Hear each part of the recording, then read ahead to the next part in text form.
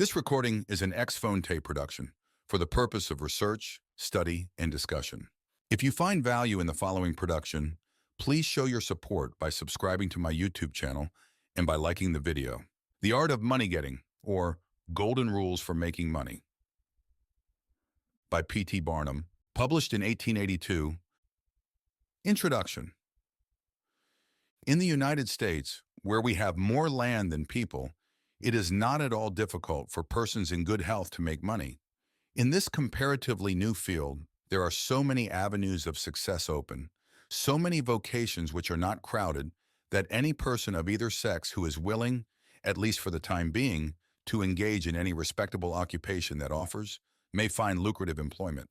Those who really desire to attain an independence have only to set their minds upon it and adopt the proper means, as they do in regard to any other object which they wish to accomplish, and the thing is easily done. But however easy it may be found to make money, I have no doubt many of my hearers will agree it is the most difficult thing in the world to keep it.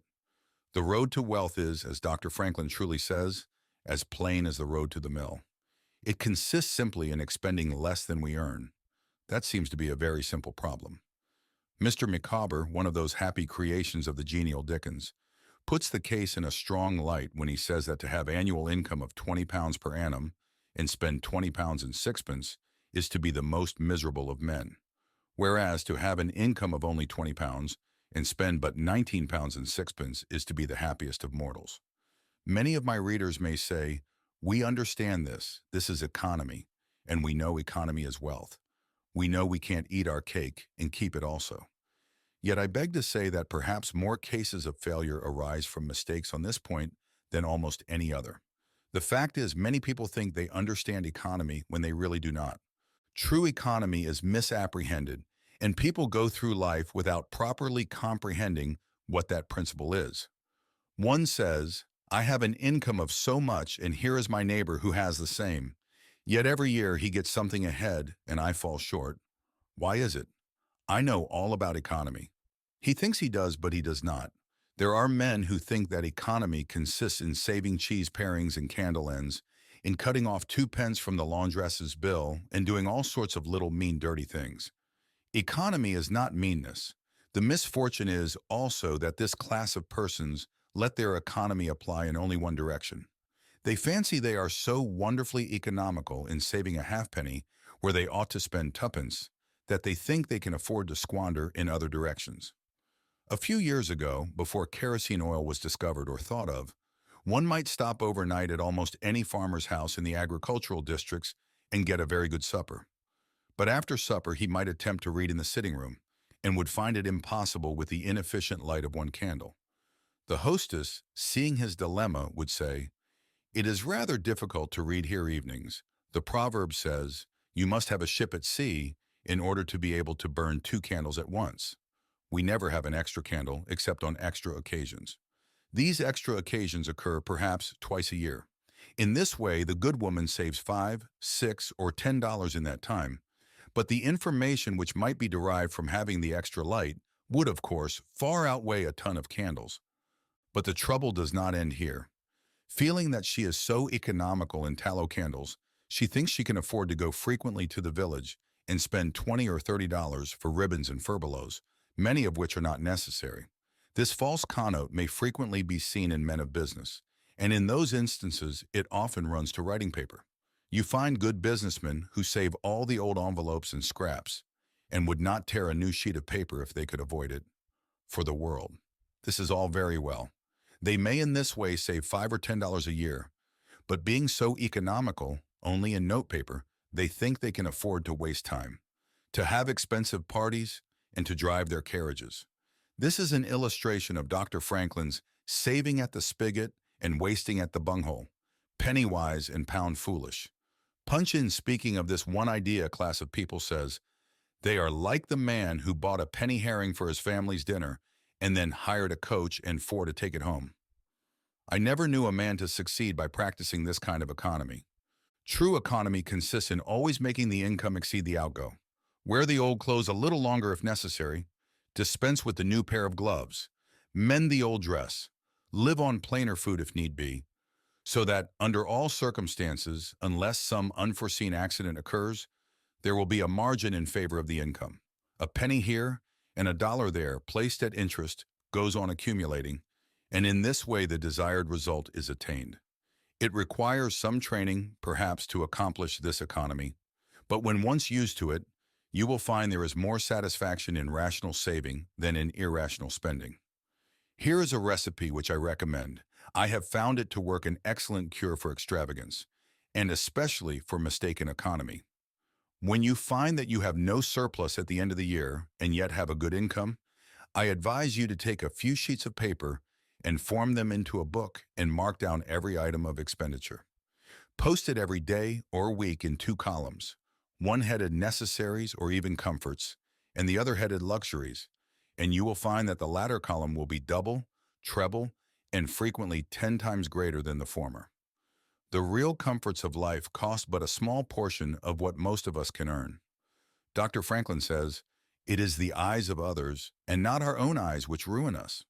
If all the world were blind except myself, I should not care for fine clothes or furniture." It is the fear of what Mrs. Grundy may say that keeps the noses of many worthy families to the grindstone. In America, many persons like to repeat, "We are all free and equal," but it is a great mistake in more senses than one. That we are born free and equal is a glorious truth in one sense, yet we are not all born equally rich, and we never shall be. One may say, there is a man who has an income of $50,000 per annum, while I have but $1,000. I knew that fellow when he was poor like myself. Now he is rich and thinks he is better than I am. I will show him that I am as good as he is. I will go and buy a horse and buggy. No, I cannot do that, but I will go and hire one and ride this afternoon on the same road that he does, and thus prove to him that I am as good as he is. My friend, you need not take that trouble. You can easily prove that you are as good as he is. You have only to behave as well as he does. But you cannot make anybody believe that you are rich as he is. Besides, if you put on these airs and waste your time and spend your money, your poor wife will be obliged to scrub her fingers off at home and buy her tea 2 ounces at a time, and everything else in proportion, in order that you may keep up appearances and, after all, deceive nobody. On the other hand, Mrs. Smith may say that her next-door neighbor married Johnson for his money, and everybody says so. She has a nice $1,000 camel's hair shawl, and she will make Smith get her an imitation one, and she will sit in a pew right next to her neighbor in church in order to prove that she is her equal. My good woman, you will not get ahead in the world if your vanity and envy thus take the lead. In this country, where we believe the majority ought to rule, we ignore that principle in regard to fashion, and let a handful of people, calling themselves the aristocracy, run up a false standard of perfection, and in endeavoring to rise to that standard, we constantly keep ourselves poor, all the time digging away for the sake of outside appearances. How much wiser to be a law unto ourselves and say, we will regulate our outgo by our income and lay up something for a rainy day. People ought to be as sensible on the subject of money getting as on any other subject. Like causes produces like effects. You cannot accumulate a fortune by taking the road that leads to poverty. It needs no prophet to tell us that those who live fully up to their means, without any thought of a reverse in this life, can never attain a pecuniary independence. Men and women accustomed to gratify every whim and caprice will find it hard at first to cut down their various unnecessary expenses, and will feel it a great self-denial to live in a smaller house than they have been accustomed to, with less expensive furniture, less company, less costly clothing, fewer servants, a less number of balls, parties, theater goings, carriage ridings, pleasure excursions, cigar smokings, liquor drinkings, and other extravagances. But, after all, if they will try the plan of laying by a nest egg, or in other words a small sum of money, at interest or judiciously invested in land, they will be surprised at the pleasure to be derived from constantly adding to their little pile, as well as from all the economical habits which are engendered by this course. The old suit of clothes and the old bonnet and dress will answer for another season. The croton or spring water tastes better than champagne. A cold bath and a brisk walk will prove more exhilarating than a ride in the finest coach. A social chat, an evening's reading in the family circle, or an hour's play of hunt the slipper and blind man's buff will be far more pleasant than a $50 or $500 party when the reflection on the difference in cost is indulged in by those who begin to know the pleasures of saving. Thousands of men are kept poor, and tens of thousands are made so after they have acquired quite sufficient to support them well through life, in consequence of laying their plans of living on too broad a platform. Some families expend $20,000 per annum, and some much more, and would scarcely know how to live on less, while others secure more solid enjoyment frequently on a 20th part of that amount. Prosperity is a more severe ordeal than adversity, especially sudden prosperity. Easy come, easy go is an old and true proverb. A spirit of pride and vanity, when permitted to have full sway, is the undying cankerworm which gnaws the very vitals of a man's worldly possessions. Let them be small or great, hundreds or millions. Many persons, as they begin to prosper, immediately expand their ideas and commence expending for luxuries, until in a short time their expenses swallow up their income, and they become ruined in their ridiculous attempts to keep up appearances and make a sensation. I know a gentleman of fortune who says that when he first began to prosper, his wife would have a new and elegant sofa. That sofa, he says, cost me $30,000. When the sofa reached the house, it was found necessary to get chairs to match, then sideboards, carpets, and tables to correspond with them, and so on through the entire stock of furniture. When at last it was found that the house itself was quite too small and old-fashioned for the furniture, and a new one was built to correspond with the new purchases. Thus, added my friend, summing up an outlay of $30,000 caused by that single sofa, and saddling on me in the shape of servants, equipage, and the necessary expenses attendant upon keeping up a fine establishment, a yearly outlay of $11,000 and a tight pinch at that, whereas 10 years ago we lived with much more real comfort, because with much less care, on as many hundreds. The truth is, he continued, that sofa would have brought me to inevitable bankruptcy had not a most unexampled title to prosperity kept me above it, and had I not checked the natural desire to cut a dash.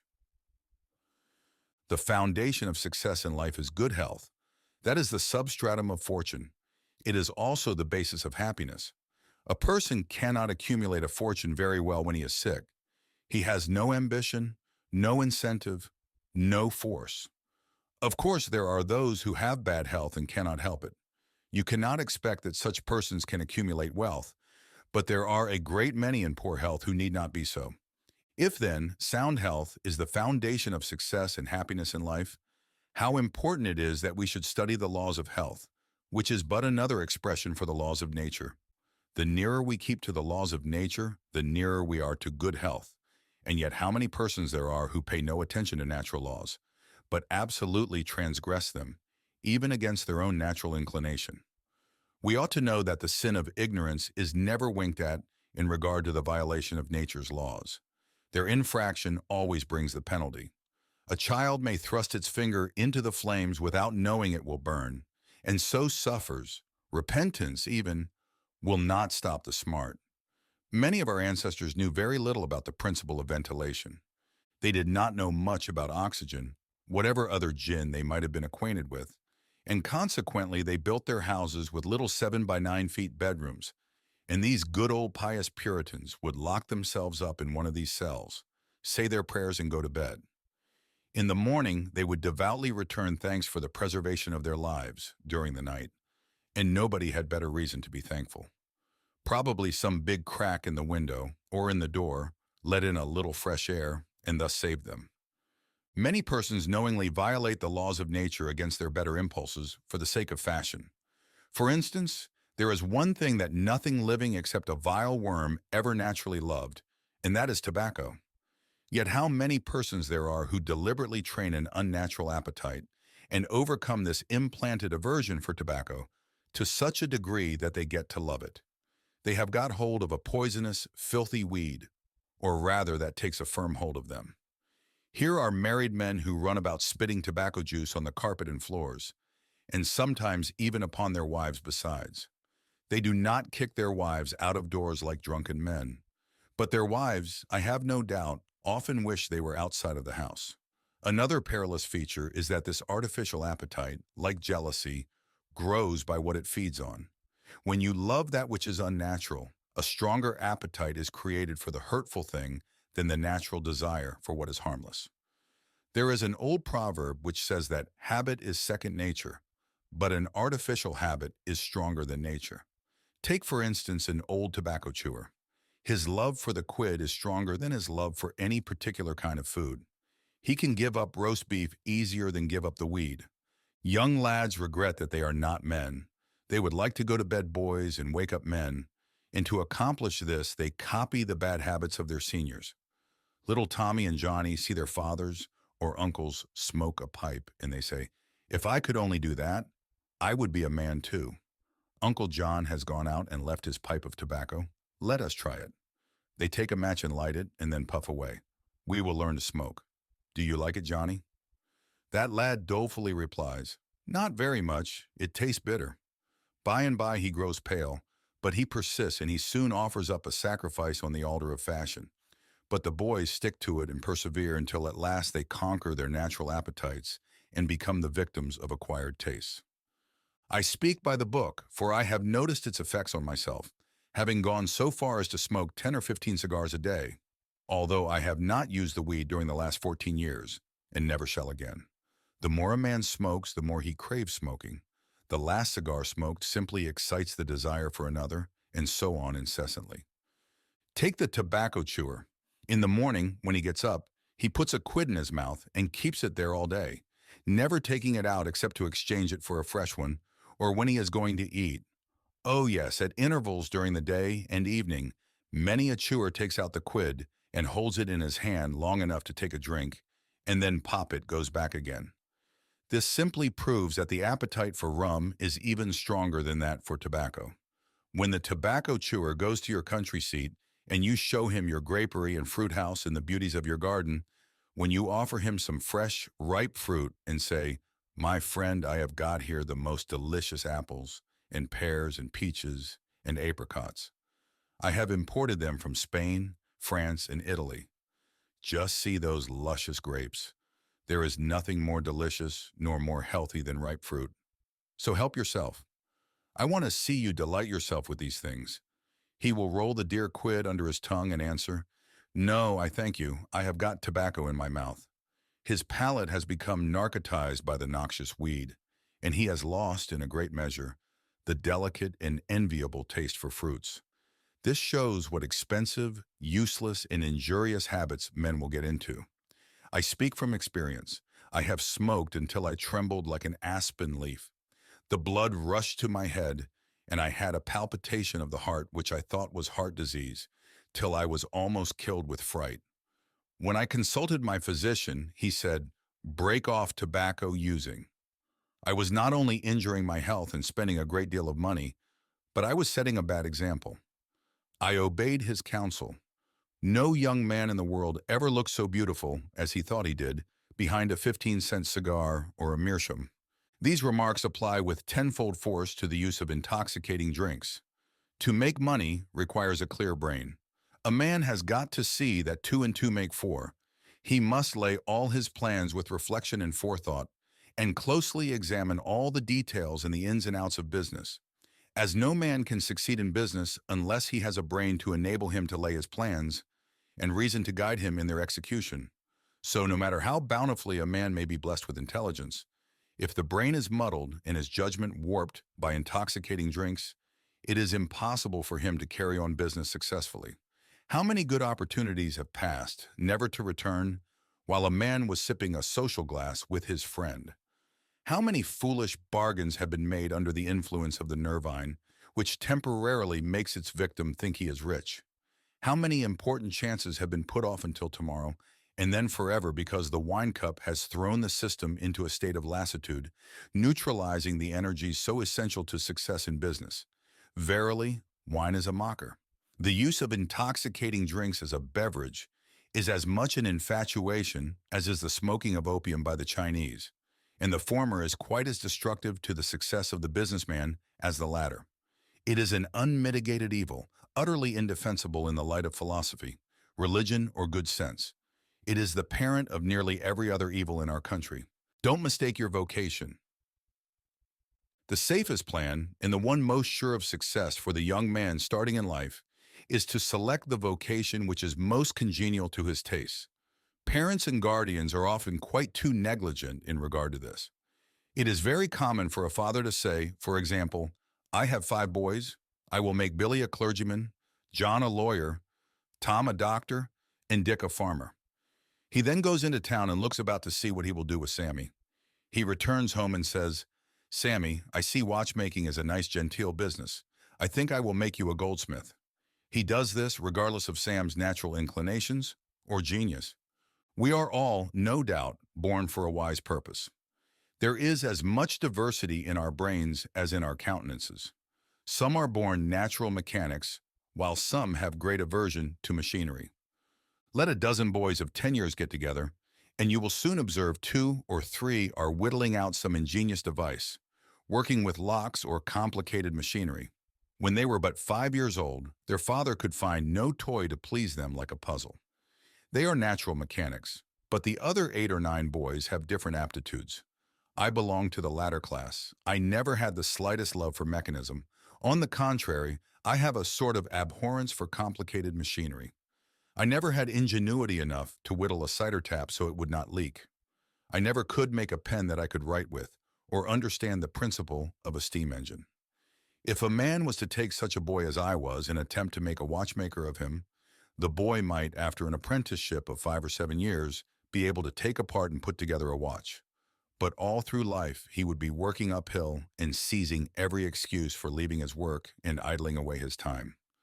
Watchmaking is repulsive to him. Unless a man enters upon the vocation intended for him by nature and best suited to his peculiar genius, he cannot succeed. I am glad to believe that the majority of persons do find their right vocation. Yet we see many who have mistaken their calling, from the blacksmith up or down to the clergyman. You will see, for instance, that extraordinary linguist, the learned blacksmith, who ought to have been a teacher of languages. And you may have seen lawyers, doctors, and clergymen who were better fitted by nature for the anvil or the lapstone. Select the right location. After securing the right vocation, you must be careful to select the proper location. You may have been cut out for a hotel keeper, and they say it requires a genius to know how to keep a hotel. You might conduct a hotel like clockwork and provide satisfactorily for 500 guests every day. Yet, if you should locate your house in a small village where there is no railroad communication or public travel, the location would be your ruin. It is equally important that you do not commence business where there are already enough to meet all demands in the same occupation. I remember a case which illustrates this subject. When I was in London in 1858, I was passing down Holborn with an English friend and came to the penny shows. They had immense cartoons outside portraying the wonderful curiosities to be seen all for a penny. Being a little in the show line myself, I said, "Let us go in here." We soon found ourselves in the presence of the illustrious showman, and he proved to be the sharpest man in that line I had ever met. He told us some extraordinary stories in reference to his bearded ladies, his albinos, and his armadillos, which we could hardly believe, but thought it better to believe it than look after the proof. He finally begged to call our attention to some wax statuary and showed us a lot of the dirtiest and filthiest wax figures imaginable. They looked as if they had not seen water since the deluge. "What is there so wonderful about your statuary?" I asked. "I beg you not to speak so satirically," he replied. "Sir, these are not Madame Tussaud's wax figures, all covered with gilt and tinsel and imitation diamonds, and copied from engravings and photographs. Mine, sir, were taken from life.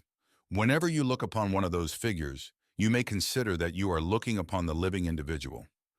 Glancing casually at them, I saw one labeled Henry VIII, and feeling a little curious upon seeing that it looked like Calvin Edson, the living skeleton, I said, "Do you call that Henry VIII?" He replied, "Certainly, sir. It was taken from life at Hampton Court by special order of His Majesty on such a day." He would have given the hour of the day if I had resisted. I said, "Everybody knows that Henry VIII was a great stout old king, and that figure is lean and lank. What do you say to that?" "Why," he replied, "you would be lean and lank yourself if you sat there as long as he has." There was no resisting such arguments. I said to my English friend, "Let us go out. Do not tell him who I am. I show the white feather. He beats me." He followed us to the door, and seeing the rabble in the street, he called out, "Ladies and gentlemen, I beg to draw your attention to the respectable character of my visitors," pointing to us as we walked away. I called upon him a couple of days afterwards, told him who I was, and said, "My friend, you are an excellent showman, but you have selected a bad location." He replied, "This is true, sir. I feel that all my talents are thrown away. But what can I do?" "You can go to America," I replied. "You can give full play to your faculties over there. You will find plenty of elbow room in America. I will engage you for 2 years. After that, you will be able to go on your own account." He accepted my offer and remained 2 years in my New York museum. He then went to New Orleans and carried on a traveling show business during the summer. Today, he is worth $60,000 simply because he selected the right vocation and also secured the proper location. The old proverb says, "Three removes are as bad as a fire." But when a man is in the fire, it matters but little how soon or how often he removes. Avoid debt. Young men starting in life should avoid running into debt. There is scarcely anything that drags a person down like debt. It is a slavish position to get in. Yet we find many a young man, hardly out of his teens, running in debt. He meets a chum and says, "Look at this. I have got trusted for a new suit of clothes." He seems to look upon the clothes as so much given to him. Well, it frequently is so, but if he succeeds in paying and then gets trusted again, he is adopting a habit which will keep him in poverty through life. Debt robs a man of his self-respect and makes him almost despise himself. Grunting and groaning and working for what he has eaten up or worn out. And now when he is called upon to pay up, he has nothing to show for his money. This is properly termed working for a dead horse. I do not speak of merchants buying and selling on credit, or of those who buy on credit in order to turn the purchase to a profit. The old Quaker said to his farmer son, "John, never get trusted, but if thee gets trusted for anything, let it be for manure, because that will help thee pay it back again." Mr. Beecher advised young men to get in debt if they could to a small amount in the purchase of land in the country districts. If a young man, he says, will only get in debt for some land and then get married, these two things will keep him straight, or nothing will. This may be safe to a limited extent, but getting in debt for what you eat and drink and wear is to be avoided. Some families have a foolish habit of getting credit at the stores, and thus frequently purchase many things which might have been dispensed with. It is all very well to say, "I have got trusted for 60 days, and if I don't have the money, the creditor will think nothing about it." There is no class of people in the world who have such good memories as creditors. When the 60 days run out, you will have to pay. If you do not pay, you will break your promise and probably resort to a falsehood. You may make some excuse or get in debt elsewhere to pay it, but that only involves you the deeper. A good-looking, lazy young fellow was the apprentice boy, Horatio. His employer said, "Horatio, did you ever see a snail?" "I think I have," he drawled out. "You must have met him then, for I am sure you never overtook one," said the boss. Your creditor will meet you or overtake you and say, "Now, my young friend, you agreed to pay me. You have not done it. You must give me your note." You give the note on interest and it commences working against you. It is a dead horse. The creditor goes to bed at night and wakes up in the morning better off than when he retired to bed, because his interest has increased during the night, but you grow poorer while you are sleeping, for the interest is accumulating against you. Money is in some respects like fire. It is a very excellent servant, but a terrible master. When you have it mastering you, when interest is constantly piling up against you, it will keep you down in the worst kind of slavery. But let money work for you, and you have the most devoted servant in the world. It is no eye servant. There is nothing animate or inanimate that will work so faithfully as money when placed at interest, well secured.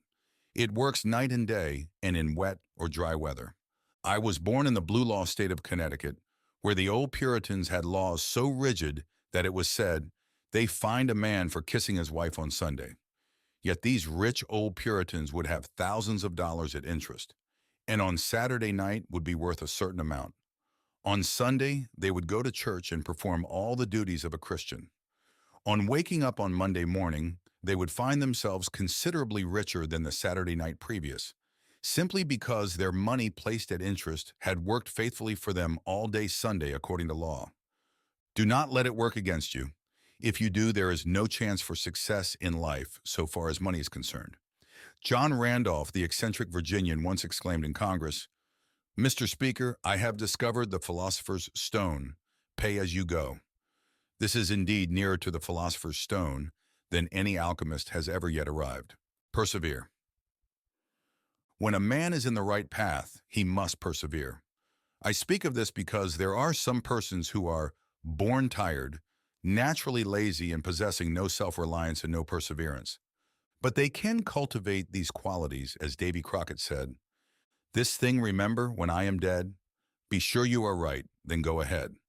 It is this go-aheadativeness, this determination not to let the horrors or the blues take possession of you, so as to make you relax your energies in the struggle for independence, which you must cultivate.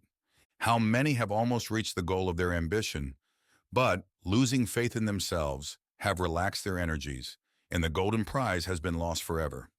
It is no doubt often true, as Shakespeare says, "There is a tide in the affairs of men, which taken at the flood leads on to fortune." If you hesitate, some bolder hand will stretch out before you and get the prize. Remember the proverb of Solomon, "He becometh poor that dealeth with a slack hand, but the hand of the diligent maketh rich." Perseverance is sometimes but another word for self-reliance. Many persons naturally look on the dark side of life and borrow trouble. They are born so. Then they ask for advice, and they will be governed by one wind and blown by another, and cannot rely upon themselves. Until you can get so that you can rely upon yourself, you need not expect to succeed. I have known men, personally, who have met with pecuniary reverses and absolutely committed suicide because they thought they could never overcome their misfortune. But I have known others who have met more serious financial difficulties and have bridged them over by simple perseverance, aided by a firm belief that they were doing justly and that providence would overcome evil with good. You will see this illustrated in any sphere of life. Take two generals. Both understand military tactics, both educated at West Point, if you please, both equally gifted. Yet one, having this principle of perseverance and the other lacking it, the former will succeed in his profession, while the latter will fail. One may hear the cry, "The enemy are coming, and they have got cannon." "Got cannon?" says the hesitating general. "Yes." "Then halt every man." He wants time to reflect. His hesitation is his ruin. The enemy passes unmolested or overwhelms him. While on the other hand, the general of pluck, perseverance, and self-reliance goes into battle with a will, and, amid the clash of arms, the booming of cannon, the shrieks of the wounded, and the moans of the dying, you will see this man persevering, going on cutting and slashing his way through with unwavering determination, inspiring his soldiers to deeds of fortitude, valor, and triumph. Whatever you do, do it with all your might. Work at it if necessary, early and late, in season and out of season, not leaving a stone unturned, and never deferring for a single hour that which can be done just as well now. The old proverb is full of truth and meaning. Whatever is worth doing at all is worth doing well. Many a man acquires a fortune by doing his business thoroughly, while his neighbor remains poor for life because he only half does it. Ambition, energy, industry, perseverance are indispensable requisites for success in business. Fortune always favors the brave and never helps a man who does not help himself. It won't do to spend your time like Mr. Micawber in waiting for something to turn up. To such men, one of two things usually turns up: the poorhouse or the jail, for idleness breeds bad habits and clothes a man in rags. The poor spendthrift vagabond says to a rich man, "I have discovered there is enough money in the world for all of us, if it was equally divided. This must be done, and we shall all be happy together." "But," was the response, "if everybody was like you, it would be spent in 2 months. And what would you do then?" "Oh, divide again. Keep dividing, of course." I was recently reading in a London paper an account of a like philosophic pauper who was kicked out of a cheap boarding house because he could not pay his bill. But he had a roll of papers sticking out of his coat pocket, which upon examination proved to be his plan for paying off the national debt of England without the aid of a penny. People have got to do, as Cromwell said, not only trust in Providence, but keep the powder dry. Do your part of the work, or you cannot succeed. Muhammad, one night while encamping in the desert, overheard one of his fatigued followers remark, "I will loose my camel and trust it to God."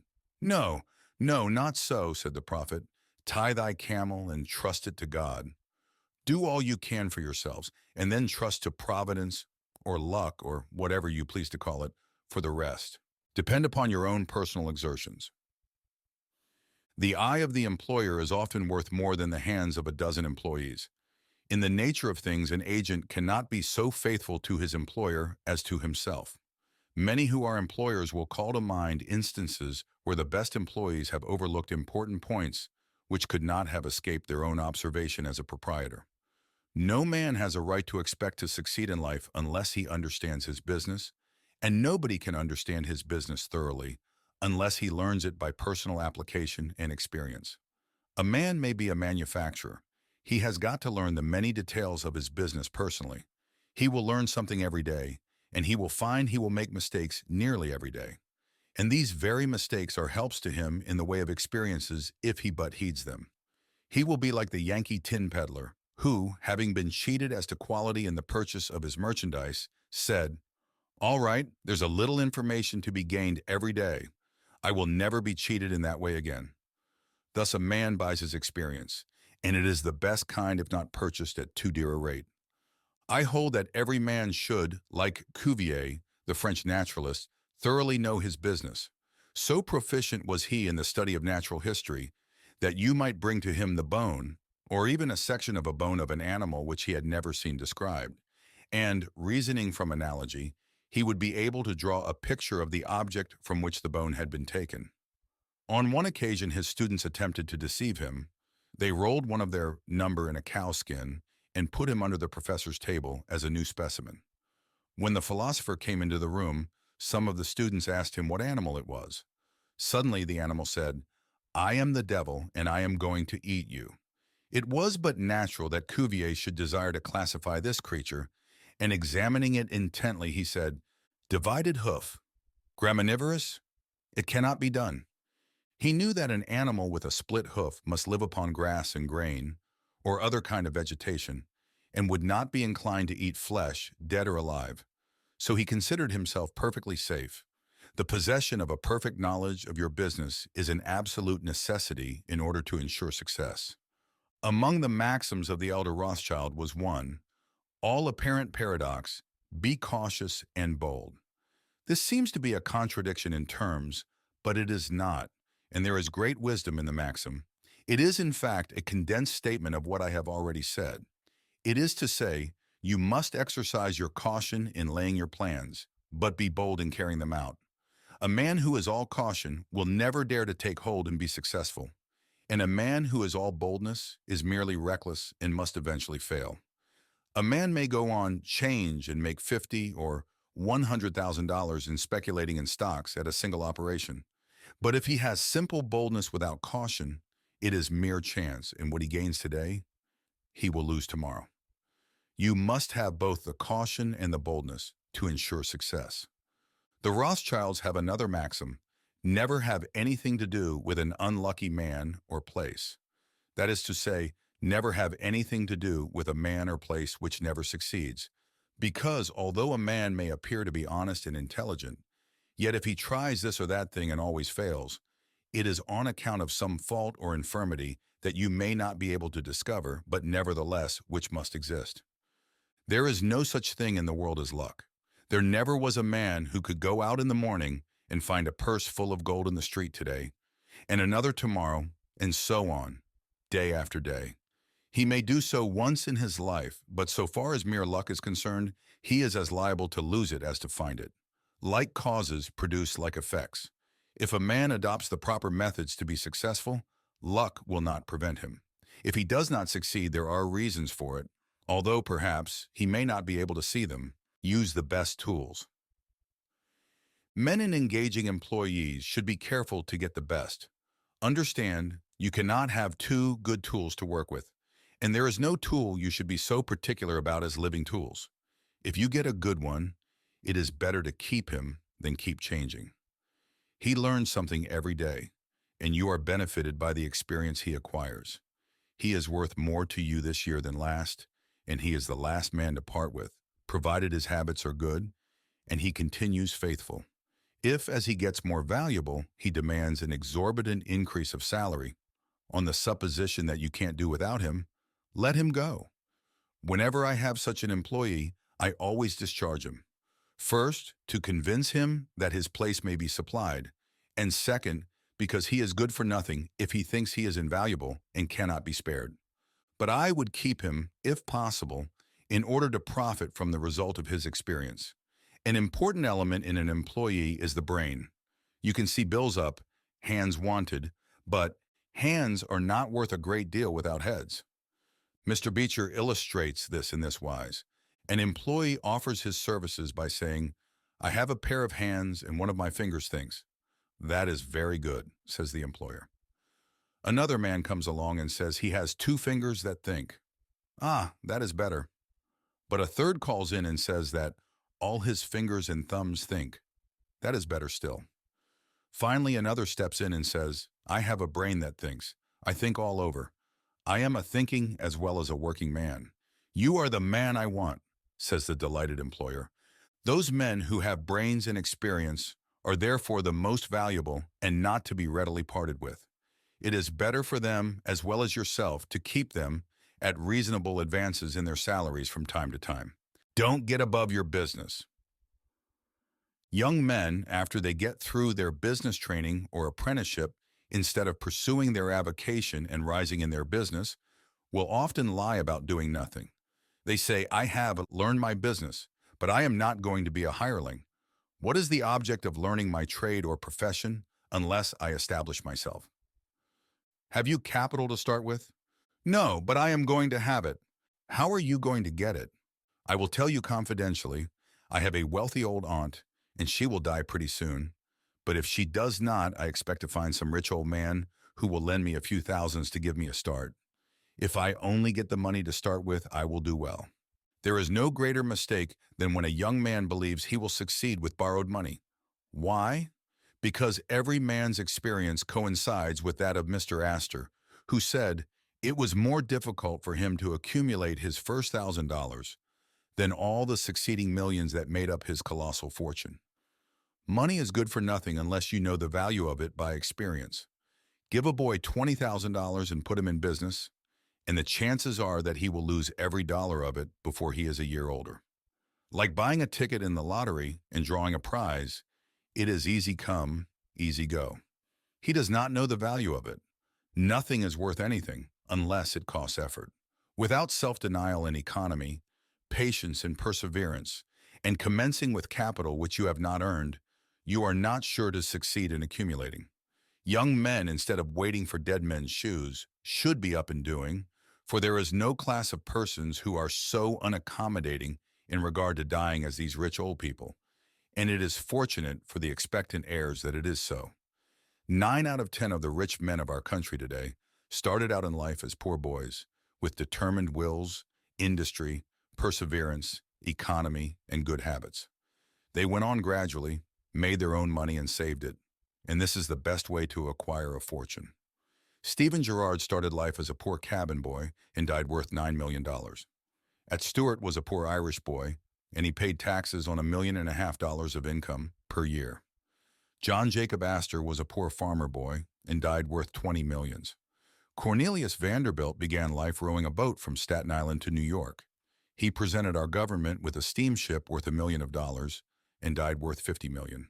There is no royal road to learning, says the proverb, and I may say it is equally true there is no royal road to wealth. But I think there is a royal road to both. The road to learning is a royal one, the road that enables the student to expand his intellect and add every day to his stock of knowledge, until, in the pleasant process of intellectual growth, he is able to solve the most profound problems, to count the stars, to analyze every atom of the globe, and to measure the firmament. This is a regal highway, and it is the only road worth traveling. So in regard to wealth, Go on in confidence, study the rules, and above all things, study human nature. For the proper study of mankind is man, and you will find that while expanding the intellect and the muscles, your enlarged experience will enable you every day to accumulate more and more principle, which will increase itself by interest and otherwise until you arrive at a state of independence. You will find as a general thing that the poor boys get rich and the rich boys get poor. For instance, a rich man at his decease leaves a large estate to his family. His eldest sons, who have helped him earn his fortune, know by experience the value of money, and they take their inheritance and add to it. The separate portions of the young children are placed at interest, and the little fellows are patted on the head and told a dozen times a day, "You are rich. You will never have to work. You can always have whatever you wish, for you were born with a golden spoon in your mouth." The young heir soon finds out what that means. He has the finest dresses and playthings. He is crammed with sugar candies and almost killed with kindness. And he passes from school to school, petted and flattered. He becomes arrogant and self-conceited, abuses his teachers, and carries everything with a high hand. He knows nothing of the real value of money, having never earned any, but he knows all about the golden spoon business. At college, he invites his poor fellow students to his room, where he wines and dines them. He is cajoled and caressed, and called a glorious good fellow because he is so lavish of his money. He gives his game suppers, drives his fast horses, invites his chums to fetes and parties, determined to have lots of good times. He spends the night in frolics and debauchery, and leads off his companions with the familiar song, "We won't go home till morning." He gets them to join him in pulling down signs, taking gates from their hinges and throwing them into backyards and horse ponds. If the police arrest them, he knocks them down, is taken to the lockup, and joyfully foots the bills. "Ah, my boys," he cries, "what is the use of being rich if you can't enjoy yourself?" He might more truly say, if you can't make a fool of yourself. But he is fast, hates slow things, and doesn't see it. Young men loaded down with other people's money are almost sure to lose all they inherit, and they acquire all sorts of bad habits, which in the majority of cases ruin them in health, purse, and character. In this country, one generation follows another, and the poor of today are rich in the next generation or the third. Their experience leads them on, and they become rich, and they leave vast riches to their young children. These children, having been reared in luxury, are inexperienced and get poor. And after long experience, another generation comes on and gathers up riches again in turn. And thus history repeats itself. And happy is he who, by listening to the experience of others, avoids the rocks and shoals on which so many have been wrecked. In England, the business makes the man. If a man in that country is a mechanic or working man, he is not recognized as a gentleman. On the occasion of my first appearance before Queen Victoria, the Duke of Wellington asked me what sphere in life General Tom Thumb's parents were in. "His father is a carpenter," I replied. "Oh, I had heard he was a gentleman," was the response of His Grace. In this Republican country, the man makes the business. No matter whether he is a blacksmith, a shoemaker, a farmer, banker, or lawyer, so long as his business is legitimate, he may be a gentleman. So any legitimate business is a double blessing. It helps the man engaged in it and also helps others. The farmer supports his own family, but he also benefits the merchant or mechanic who needs the products of his farm. The tailor not only makes a living by his trade, but he also benefits the farmer, the clergyman, and others who cannot make their own clothing. But all these classes often may be gentlemen. The great ambition should be to excel all others engaged in the same occupation. The college student who was about graduating said to an old lawyer, "I have not yet decided which profession I will follow. Is your profession full?" "The basement is much crowded, but there is plenty of room upstairs," was the witty and truthful reply. No profession, trade, or calling is overcrowded in the upper story. Wherever you find the most honest and intelligent merchant or banker, or the best lawyer, the best doctor, the best clergyman, the best shoemaker, carpenter, or anything else, that man is most sought for and has always enough to do. As a nation, Americans are too superficial. They are striving to get rich quickly and do not generally do their business as substantially and thoroughly as they should. But whoever excels all others in his own line, if his habits are good and his integrity undoubted, cannot fail to secure abundant patronage and the wealth that naturally follows. Let your motto then always be Excelsior, for by living up to it, there is no such word as fail. Learn something useful. Every man should make his son or daughter learn some useful trade or profession, so that in these days of changing fortunes of being rich today and poor tomorrow, they may have something tangible to fall back upon. This provision might save many persons from misery, who by some unexpected turn of fortune have lost all their means. Let hope predominate, but be not too visionary. Many persons are always kept poor because they are too visionary. Every project looks to them like certain success, and therefore they keep changing from one business to another, always in hot water, always under the harrow. The plan of counting the chickens before they are hatched is an error of ancient date, but it does not seem to improve by age. Do not scatter your powers. Engage in one kind of business only and stick to it faithfully until you succeed, or until your experience shows that you should abandon it.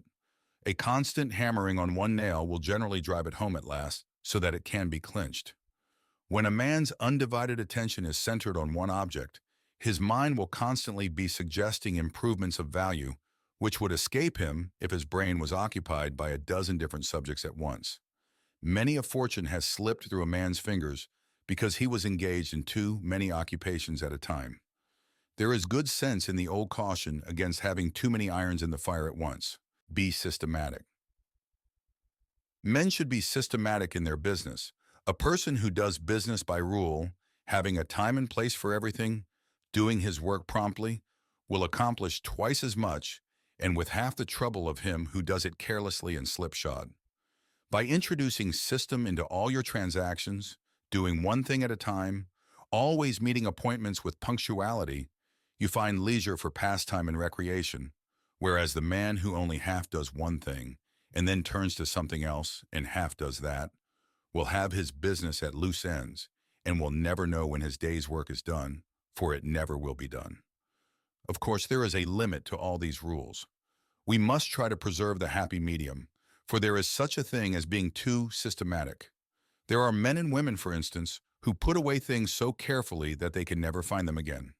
It is too much like the red tape formality at Washington and Mr. Dickens' circumlocution office. All theory and no result. When the Astor House was first started in New York City, it was undoubtedly the best hotel in the country. The proprietors had learned a good deal in Europe regarding hotels, and the landlords were proud of the rigid system which pervaded every department of their great establishment. When 12 o'clock at night had arrived, and there were a number of guests around, one of the proprietors would say, "Touch that bell, John," and in 2 minutes, 60 servants, with a water bucket in each hand, would present themselves in the hall. "This," said the landlord, addressing his guests, "is our fire bell. It will show you we are quite safe here.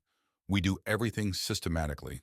This was before the Croton water was introduced into the city, but they sometimes carried their system too far. On one occasion, when the hotel was thronged with guests, one of the waiters was suddenly indisposed, and although there were 50 waiters in the hotel, the landlord thought he must have his full complement, or his system would be interfered with. Just before dinner time, he rushed downstairs and said, "There must be another waiter. I am one waiter short. What can I do?" He happened to see Boots, the Irishman. "Pat," said he, "wash your hands and face. Take that white apron and come into the dining room in 5 minutes." Presently Pat appeared as required, and the proprietor said, "Now, Pat, you must stand behind these 2 chairs and wait on the gentleman who will occupy them. Did you ever act as a waiter?" "I know all about it, sure, but I never did it." Like the Irish pilot, on one occasion when the captain, thinking he was considerably out of his course, asked, "Are you certain you understand what you are doing?" Pat replied, "Sure, and I knows every rock in the channel." That moment, bang thumped the vessel against a rock. "Ah, be jabbers, and that is one of 'em," continued the pilot. But to return to the dining room. "Pat," said the landlord, "here we do everything systematically. You must first give the gentlemen each a plate of soup, and when they finish that, ask them what they will have next." Pat replied, "Ah, and I understand perfectly the virtues of shystem." Very soon in came the guests. The plates of soup were placed before them. One of Pat's two gentlemen ate his soup. The other did not care for it. He said, "Waiter, take this plate away and bring me some fish." Pat looked at the untasted plate of soup and, remembering the instructions of the landlord in regard to system, replied, "Not till ye have ate your soup." Of course, that was carrying system entirely too far. Read the newspapers. Always take a trustworthy newspaper and thus keep thoroughly posted in regard to the transactions of the world. He who is without a newspaper is cut off from his species. In these days of telegraphs and steam, many important inventions and improvements in every branch of trade are being made, and he who don't consult the newspapers will soon find himself and his business left out in the cold. Beware of outside operations. We sometimes see men who have obtained fortunes suddenly become poor. In many cases, this arises from intemperance and often from gaming and other bad habits. Frequently, it occurs because a man has been engaged in outside operations of some sort. When he gets rich in his legitimate business, he is told of a grand speculation where he can make a score of thousands. He is constantly flattered by his friends, who tell him that he is born lucky, that everything he touches turns into gold. Now, if he forgets that his economical habits, his rectitude of conduct, and a personal attention to a business which he understood caused his success in life, he will listen to the siren voices. He says, "I will put in $20,000. I have been lucky, and my good luck will soon bring me back $60,000. A few days elapse and it is discovered he must put in $10,000 more. Soon after he is told it is all right, but certain matters not foreseen require an advance of $20,000 more, which will bring him a rich harvest. But before the time comes around to realize the bubble bursts, he loses all he is possessed of. And then he learns what he ought to have known at the first, that however successful a man may be in his own business, if he turns from that and engages ill a business which he don't understand, he is like Samson when shorn of his locks. His strength has departed, and he becomes like other men. If a man has plenty of money, he ought to invest something in everything that appears to promise success, and that will probably benefit mankind. But let the sums thus invested be moderate in amount, and never let a man foolishly jeopardize a fortune that he has earned in a legitimate way by investing it in things in which he has had no experience. Don't endorse without security. I hold that no man ought ever to endorse a note or become security for any man, be it his father or brother, to a greater extent than he can afford to lose and care nothing about, without taking good security. Here is a man that is worth $20,000. He is doing a thriving manufacturing or mercantile trade. You are retired and living on your money. He comes to you and says, "You are aware that I am worth $20,000 and don't owe a dollar. If I had $5,000 in cash, I could purchase a particular lot of goods and double my money in a couple of months. Will you endorse my note for that amount?" You reflect that he is worth $20,000, and you incur no risk by endorsing his note. You like to accommodate him, and you lend your name without taking the precaution of getting security. Shortly after, he shows you the note with your endorsement canceled and tells you, probably truly, that he made the profit that he expected by the operation. You reflect that you have done a good action, and the thought makes you feel happy. By and by, the same thing occurs again, and you do it again. You have already fixed the impression in your mind that it is perfectly safe to endorse his notes without security. But the trouble is, this man is getting money too easily. He has only to take your note to the bank, get it discounted, and take the cash. He gets money for the time being without effort, without inconvenience to himself. Now mark the result. He sees a chance for speculation outside of his business. A temporary investment of only $10,000 is required. It is sure to come back before a note at the bank would be due. He places a note for that amount before you. You sign it almost mechanically. Being firmly convinced that your friend is responsible and trustworthy, you endorse his notes as a matter of course. Unfortunately, the speculation does not come to a head quite so soon as was expected, and another $10,000 note must be discounted to take up the last one when due. Before this note matures, the speculation has proved an utter failure, and all the money is lost. Does the loser tell his friend, the endorser, that he has lost half of his fortune? Not at all. He don't even mention that he has speculated at all. But he has got excited. The spirit of speculation has seized him. He sees others making large sums in this way. We seldom hear of the losers. And like other speculators, he looks for his money where he loses it. He tries again. Endorsing notes has become chronic with you, and at every loss he gets your signature for whatever amount he wants. Finally, you discover your friend has lost all of his property and all of yours. You are overwhelmed with astonishment and grief, and you say, "It is a hard thing. My friend here has ruined me." But you should add, "I have also ruined him." If you had said in the first place, "I will accommodate you, but I never endorse without taking ample security," he could not have gone beyond the length of his tether, and he would never have been tempted away from his legitimate business. It is a very dangerous thing, therefore, at any time, to let people get possession of money too easily. It tempts them to hazardous speculations, if nothing more. Solomon truly said, "He that hateth suretyship is sure." So with the young man starting in business, let him understand the value of money by earning it. When he does understand its value, then grease the wheels a little in helping him to start business. But remember, men who get money with too great facility cannot usually succeed. You must get the first dollars by hard knocks and at some sacrifice in order to appreciate the value of those dollars. Advertise your business.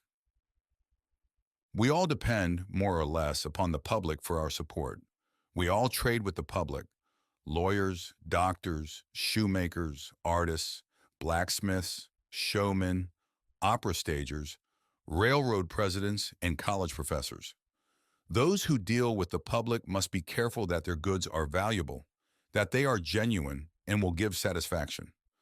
When you get an article which you know is going to please your customers, and that when they have tried it, they will feel they have got their money's worth, then let the fact be known that you have got it. Be careful to advertise it in some shape or other, because it is evident that if a man has ever so good an article for sale and nobody knows it, it will bring him no return. In a country like this, where nearly everybody reads, and where newspapers are issued and circulated in editions of 5,000 to 200,000, it would be very unwise if this channel was not taken advantage of to reach the public in advertising. A newspaper goes into the family and is read by wife and children, as well as the head of the home. Hence, hundreds and thousands of people may read your advertisement while you are attending to your routine business. Many perhaps read it while you are asleep. The whole philosophy of life is first sow, then reap. That is the way the farmer does. He plants his potatoes and corn and sows his grain, and then goes about something else, and the time comes when he reaps. But he never reaps first and sows afterwards. This principle applies to all kinds of business and to nothing more eminently than to advertising. If a man has a genuine article, there is no way in which he can reap more advantageously than by sowing to the public in this way. He must, of course, have a really good article, and one which will please his customers. Anything spurious will not succeed permanently because the public is wiser than many imagine. Men and women are selfish, and we all prefer purchasing where we can get the most for our money, and we try to find out where we can most surely do so. You may advertise a spurious article and induce many people to call and buy at once, but they will denounce you as an imposter and swindler, and your business will gradually die out and leave you poor. This is right. Few people can safely depend upon chance custom. You all need to have your customers return and purchase again. A man said to me, "I have tried advertising and did not succeed, yet I have a good article." I replied, "My friend, there may be exceptions to a general rule, but how do you advertise?" I put it in a weekly newspaper 3 times and paid $1.50 for it. I replied, "Sir, advertising is like learning. A little is a dangerous thing." A French writer says that the reader of a newspaper does not see the first mention of an ordinary advertisement, the second insertion he sees but does not read, the third insertion he reads, the fourth insertion he looks at the price, the fifth insertion he speaks of it to his wife, the sixth insertion he is ready to purchase, and the seventh insertion he purchases.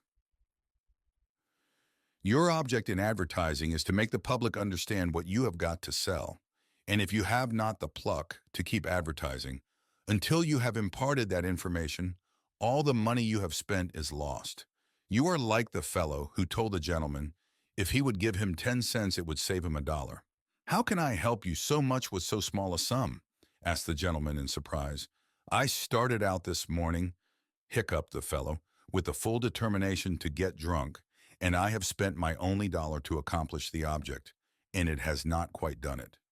10 cents worth more of whiskey would just do it, and in this manner I should save the dollar already expended.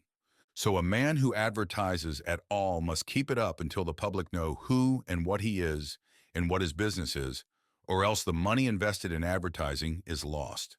Some men have a peculiar genius for writing a striking advertisement, one that will arrest the attention of the reader at first sight. This fact, of course, gives the advertiser a great advantage. Sometimes a man makes himself popular by a unique sign or a curious display in his window. Recently, I observed a swing sign extending over the sidewalk in front of a store, on which was the inscription in plain letters, "Don't read the other side." Of course I did, and so did everybody else, and I learned that the man had made all independence by first attracting the public to his business in that way, and then using his customers well afterwards. Genin the Hatter bought the first Jenny Lind ticket at auction for $225 because he knew it would be a good advertisement for him. "Who is the bidder?" said the auctioneer as he knocked down that ticket at Castle Garden. "Genin the Hatter," was the response. Here were thousands of people from the Fifth Avenue and from distant cities and the highest stations in life.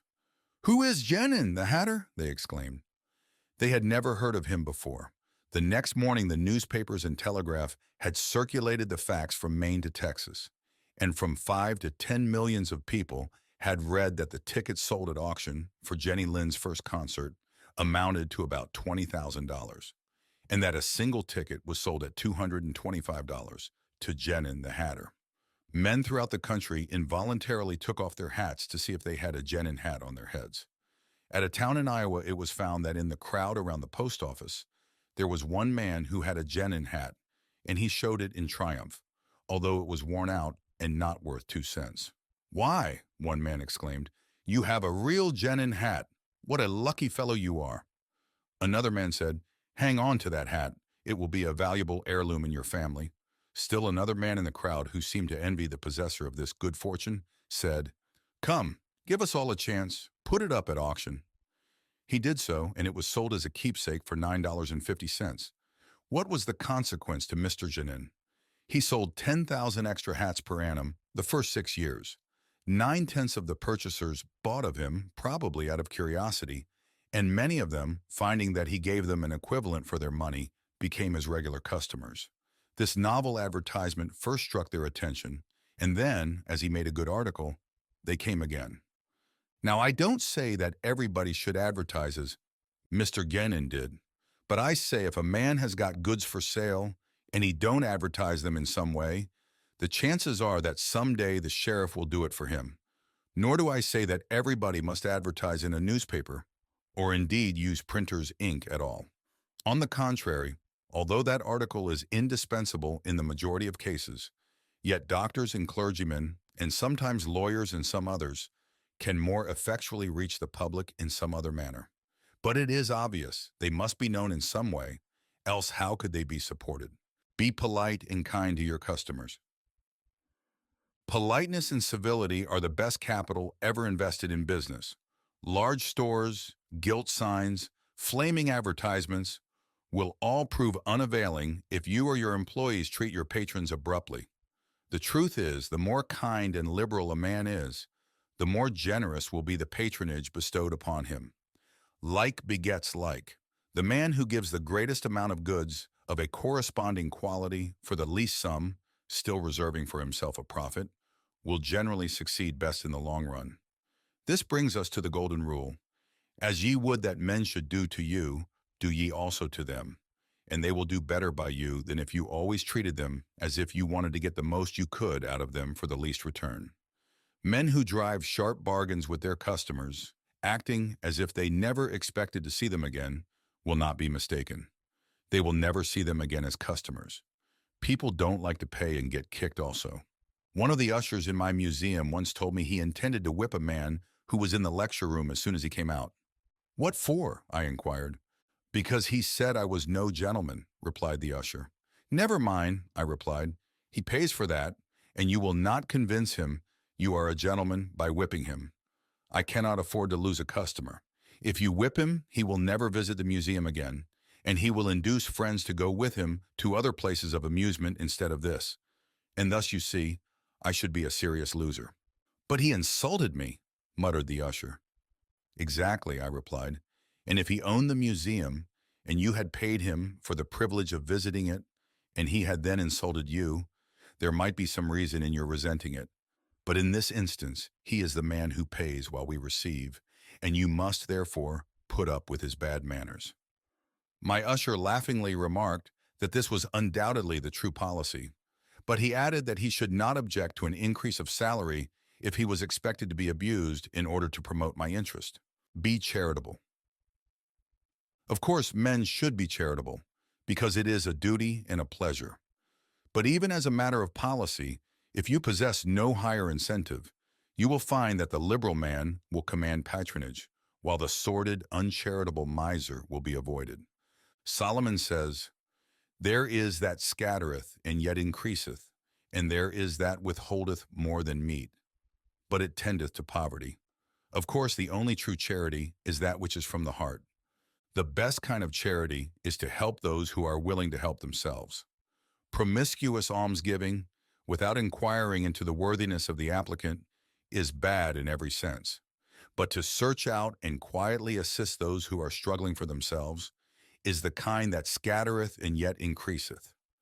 But don't fall into the idea that some persons practice of giving a prayer instead of a potato and a benediction instead of bread to the hungry.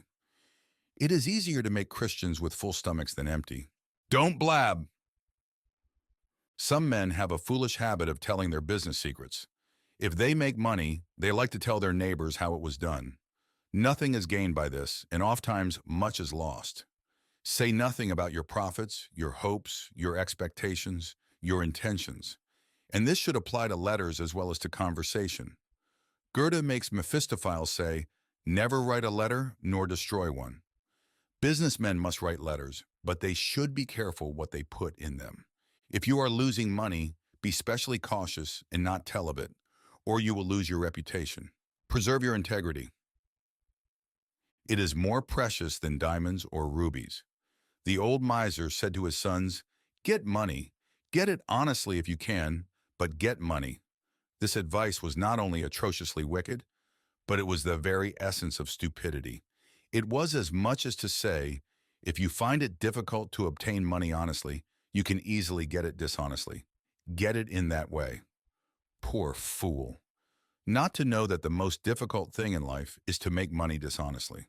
Not to know that our prisons are full of men who attempted to follow this advice. Not to understand that no man can be dishonest without soon being found out, and that when his lack of principle is discovered, nearly every avenue to success is closed against him forever.